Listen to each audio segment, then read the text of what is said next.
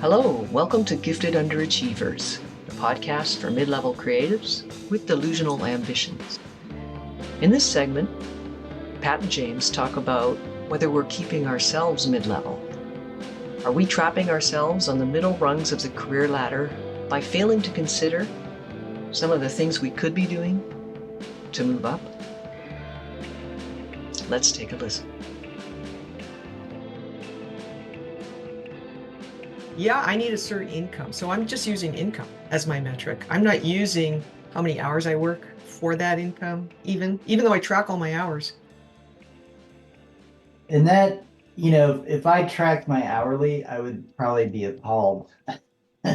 Yeah, You know, well, maybe because you're doing like I'm doing sort of a less creative thing. It's still got creative aspects, but yeah, developmental editing is, I have a system, that I go through the same system every time. And it gets me what I need to get. But I think, there's also all these unpaid hours that go into like course development and things like that. So those are $0 per hour. yeah, So it yeah, averages out to less than I want. yeah. And I think that's where I get caught. And then, it's interesting if I do, it tends to work this way, but not always, that if I do a developmental edit, the client is far more willing to just accept what I say and Yeah, have to do. They're just like, okay, let's do that. Whereas if I'm writing a book for somebody, they're more willing to give a lot of pushback. yeah, Sometimes that can really add to it. yeah, So I think, and then there's, people, some people are like, I'll say, okay, I need as much information as you can provide about X. And I'm only expecting like the story. And yeah. they see like the avalanche. Right. Bits and pieces of the story are in the avalanche. God.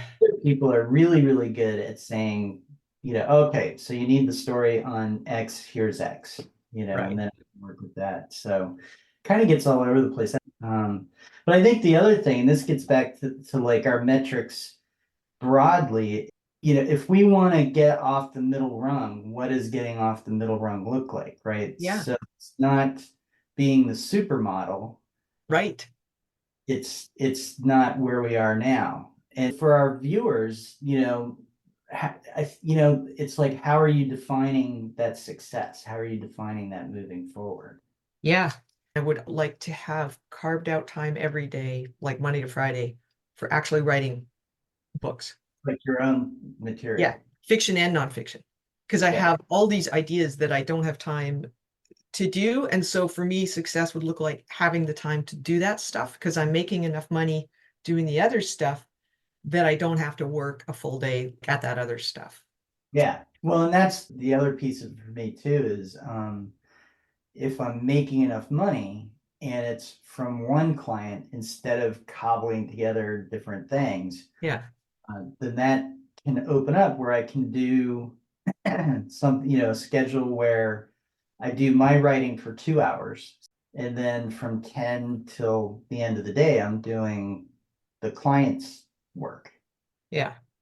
and that seems a lot more satisfying. And because I'm in the same place where I have all of this half done writing Yeah. or, 3/4 of the way there writing of my own that I never feel like I can get enough traction with.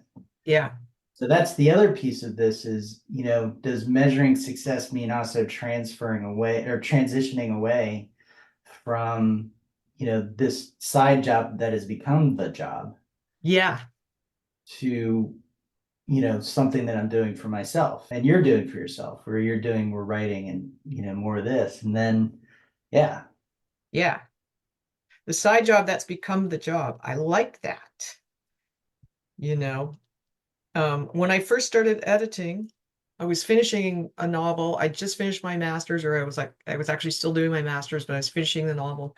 And my first client came kind of out of the blue, a friend of my brother's, and I charged him what I thought was fair. I had no idea how to charge.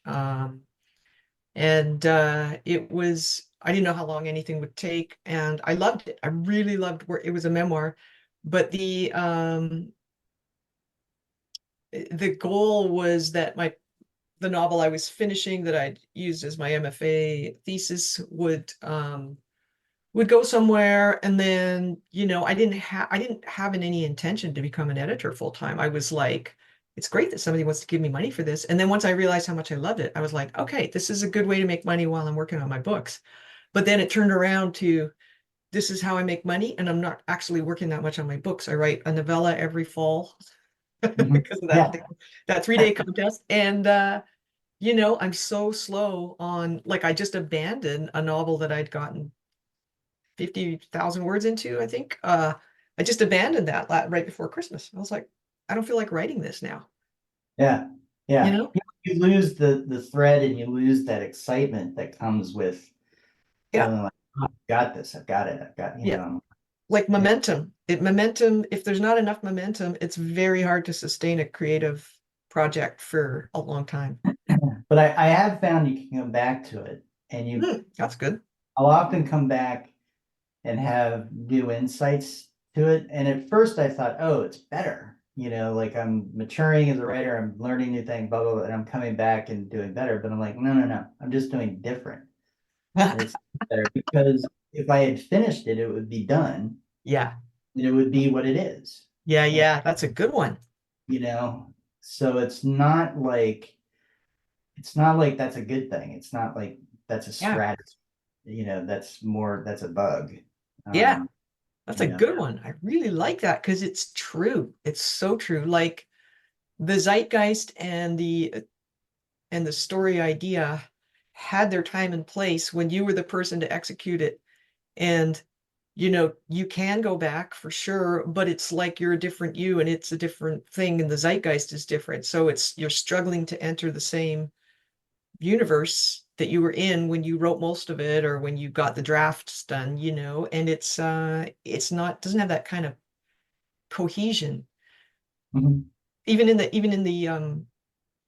like the making of it doesn't have that cohesion, and I think that transfers to the experiencing of it by somebody else, like the reading of it. mhm, mhm. Yeah, yeah. So that's, we've talked about this is, the side gig that becomes the job, soul sucking or not. Yeah. The answer is, for us anyway, yes.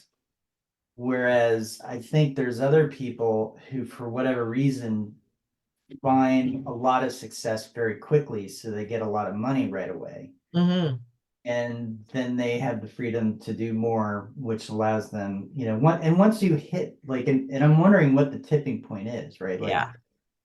in terms of just the work and the scope of the work and the payment that you're getting for the work, like when you hit a tipping point where that's small enough that you can have the other life that you want to, Yeah. Yeah. without being some crazy person who gets up at 4 a.m. to, do their own writing and then has to work an 8-hour day. Yeah, exactly. What if we were setting our goals too achievably, sort of keeping ourselves middle runged, and the people who hit big when they start, doing any kind of creative endeavor are those ones potentially not just more talented, but also their goals are huge. Yeah, I don't know. I think it's funny, and I think it probably depends on the profession. True. Um, so writing is really crazy, as we Yeah. all, and it's Yeah. completely subjective, right? Completely subjective. So I think there's a lot of people who get early success, Yeah. and sometimes it's like some skill and a lot of luck, Yeah. right?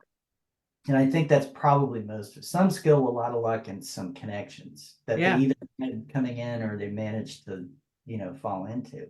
Yeah. But then I was thinking too, like, when I was starting out writing, really, I wanted to be able to, support myself and my kids. And Yeah. I wanted to be able to be home for my kids. Like when they came back from school, I wanted to be here. Yeah. Um, their mom was out of the picture and one thing and another. Yeah. And so that was my goal, right? And if I look at it from that perspective, I have completely achieved my goal, Yeah. right? so maybe what we're talking about is we need to set a new goal Oh my God. and then figure out how to achieve the new goal because Oh we're my, still operating under the old goal, that's right? so good. That's Without recognition. genius. Well, Writing you it kind down. of just said it too, and it's like, yeah. So when I started, I had little kids. I needed support. I needed to have the time to be around for them, even though I was going to be working during that time. Yeah. And I did it, and everything that I did, all of the strategies and tactics that I used were to get there. Yeah. And so I basically got there, and now I'm feeling really, really dissatisfied and stuck. Yeah. And maybe it's not because I'm taking the time to sort of stop and think and go, okay, I need a new goal. How am I going to achieve it? Yeah. Because setting a new goal takes it from wishful thinking or delusional ambition Right. to the actual point, which is it's doable. None of it is not doable. You just need to know what it is you're doing. Yeah. Yeah. Once you know the job, you never have trouble doing it, right? That's been my experience is like once I know that I'm what I'm doing, I can do it. Yeah. Yeah. Yeah. And for gifted underachievers, right? Little plug for the podcast. You also get into this where you achieve the first goal and now you're in the doing and you're really, really freaking busy. Yeah. Doesn't leave a lot of time to do analysis and planning and that kind of really deeper strategic thinking. And you don't have access to the kinds of people who can, like, it's in some ways more straightforward to get to the middle rung Yeah. than it is to get from the middle rung to the next Yeah. goal, whatever that is. And Totally. and one thing that I was thinking the other day is that the advantage that people who have money have is it allows them the time to process and reflect Yeah. and think. Yeah. Whereas if you're constantly working and trying to get the next client and plan the next day, you kind of lose that ability. Totally. Yeah. I love that. Yeah. And you don't know you're losing it because you are delivering. You're getting that dopamine hit every time you deliver a project, every time you get a new project, um, every time you post, you send out a newsletter. Like there are all these trappings of, yeah, this is what I wanted. This is like I have my own business. It's great. I love it. Um, but there's a sort of a gnawing hunger, and yes, it's related to money for sure, because when you're on the middle rung, the money is not coming in unless you hustle for it. Nobody's throwing money at you at this point. And perhaps not having that set a new goal means that you're kind of you're not able to see serendipity when it's happening because your feelers aren't out for the new thing. It's like your feelers are out for more of what you've been doing because you thought that was where it should be. Right. Yeah. Yeah, no, that's really good. You're right. You're not, so, the cliche definition of luck is the intersection of preparedness and opportunity, right? Yeah. So we're definitely prepared, but Yeah. we're recognizing the opportunities when they show up, and we're not able to focus on recognizing and generating those opportunities to then Yeah. be able to grow. Because if I want to have clients who are more high profile, whether it's medical research or Hollywood stars or what have you, Yeah. I have to figure out how to get into that pipeline. Yes. And that's really hard to do. And it takes time, and you have to have the space and the mental bandwidth to constantly be working at that and processing that and seeing things that, if you're not really looking closely, don't look like opportunities, but in truth, they are opportunities. That's so well said. Are you a writer? Yeah, I might be. I don't know. I'm trying. And then the other piece of that is, you know, you get very, when your sole motivation is money and clients, right? Mhm. You know, you get very, very good at understanding what's a distraction Yeah, and is actually, you know, a core thing that I should be doing. right. You get to now, you can get into this comfort zone where you know what you're supposed to be doing, you know, these core things that you're supposed to be doing, but you don't now. So now you're thinking, okay, I have a new goal. I've set this new goal for myself, but you don't know what the distractions are, Yeah, and you don't know what the dead ends are because you haven't done it yet, or you're yeah, sort of done like half measures.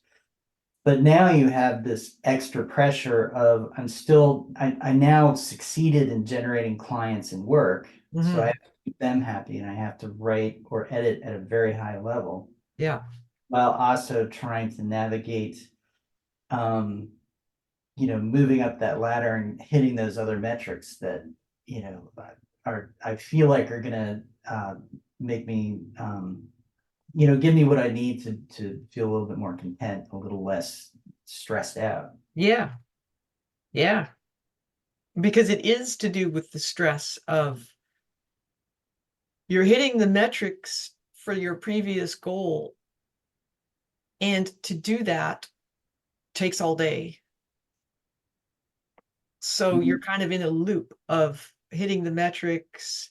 Why is that not enough? They were, that's what I wanted. I wanted to make this much. I wanted to, but there's inflation, there's the cost of living, you want to take a vacation. I mean, I didn't take a proper vacation where I didn't bring work. For 10 years, I didn't Yeah. do one. Yeah, you know, and then life gets in the way on Yeah. top of everything else, you know, Yeah. because it's never a smooth glide. And, Well, for you, cancer, I mean, that's a big deal. you know, there's cancer, divorce, kids, parents, Yeah. you know, all of those kinds of things where you have, you know, we all play all these different roles and they all have to we have to figure out a way for them to mesh together, but they don't easily mesh. Yeah. So that's like another sort of zone where, you know, if you have the financial resources, you can outsource the stuff more easily that you're not good at or that aren't core to what you're trying to do. So Yeah. there's that.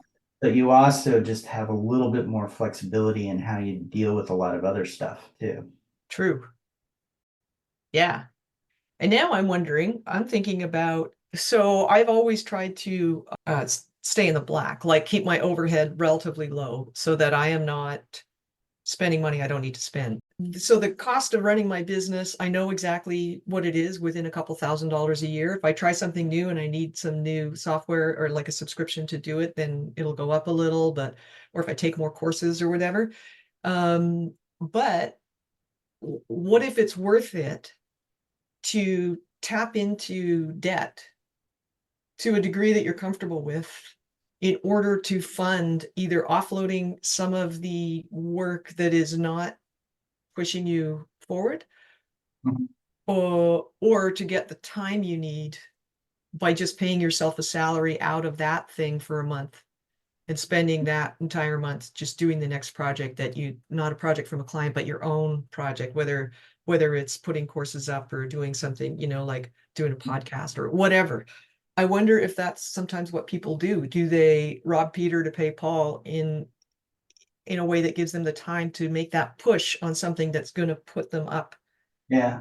Well, that's what you know, a regular kind of business does, right? Yeah. So, you know, you own an ice cream shop, but then you realize if we sold sandwiches too, we could really increase the amount of business we're doing, but we need to add the equipment, we need to add the space, and we need to add seats and all this kind of stuff. So you do like a business prospectus or, you know, or plan where so you know what the financial costs are going to be, and you know you have an expectation of what your additional profit is going to be. So then you can justify going into the debt that's going to come with interest and all that kind of stuff. So you're adding to your costs, Yeah. but you're going to be able to make more. And with us, that's a really hard thing to do because there's so much more subjectivity to it that Yeah.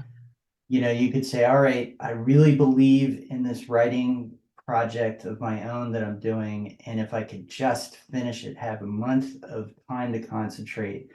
So if I take a $5,000 loan, that'll end up costing me like 7,000, Yeah. for the payments. Um, is is that going to succeed in the ways that I need it to succeed to justify spending $7,000? Yeah. And It's risking putting yourself behind with your other work too. exactly. And clients are always like turning over. So is the fact that you're making yourself unavailable for a month going to matter if the perfect client walks in the door? Yeah, it might. And that might have a like a domino effect for another year where you missed out on that client. So you missed out some of the peripheral work that would come in from having that new client. Like you can't gauge. I don't think Yeah. you can. And it's more than that 7,000 because you're losing a month's income. Yeah. And then you can't be sure that, you're not going to have clients that you're kind of, still kind of working with all of a sudden need lots of extra support, Mhm. or a kid is going to need a lot of extra support, or a Right. parent have a health crisis, or, all these other kinds of things that you don't have insurance for. Yeah. Um, get in the way of that month. And so you've spent $7,000 and you still haven't been able to accomplish the thing that you need to accomplish. Yeah. And there's this other part where you step off, like I can imagine hamsters when they step off the treadmill, they need to go stare at the clouds for a while. Like I don't, we're not machines, it's like the treadmill in some ways is, it keeps you in shape, but when you step off, like who knows what's going to happen? What if I can't make myself do that project? Yeah. Yeah. Yeah. Yeah. You spend your 7 grand and you're, staring at the clouds because you've been working for 15 years straight, You're burnt out. had a break and you're completely burned out. And you're like, yeah, day one. Well, I went and got a sandwich with friends. I haven't done that in 20 years. All right. All right. Day two. Okay. Oh, yeah, I think I might need to see a psychiatrist. It's like, yeah, because you've been surviving, you've been upright because the Iron Maiden keeps you upright, and then you get out of that thing and you just like you're spewing blood everywhere. Yeah. And you get a little woozy. And then you realize all of the internal monkey mind stuff that was making you work so hard and not giving yourself any breaks, and having this like holding a business together just with sheer tenacity is the part that's stopping you from doing this project. Like you gotta fix that. You just didn't have time to notice that that was happening, and then you stop doing that other stuff, and you're like, oh shit, the problem is actually in here. Yeah. Yeah. You wake up one day underneath your bed with nothing but chip wrappers and candy bars. Wait, that You was me. That was me this morning. Yeah, that was this morning. And The you go, cracks are. you're like, I've been here for a while. Maybe I'm depressed. Like, yeah, it takes you like years to realize, oh, I'm in a rut. Yeah. Been here for a while. So, and yeah, which is like this whole conversation starts almost with this realization of, oh, I have achieved what I set out to do 15 years ago, but then I Yeah. never set a new goal. Yeah. Just kind of been trying, sort of flailing away a little bit, trying to get something to work to get me off the middle rung, but I haven't really put I haven't put hard currency in terms of mental bandwidth and financial bandwidth to actually get me to where I want to go. Thanks for listening to Gifted Underachievers, a podcast for mid-level creatives with delusional ambitions. We'd love to hear about your experience with being on the middle rung. How's the weather there? Do you like it? Have you thought about a new goal maybe to propel yourself off it? And either up or down, depending on how things go. please leave a comment, join our chat page, or send us an email to giftedunderachievers@substack.com.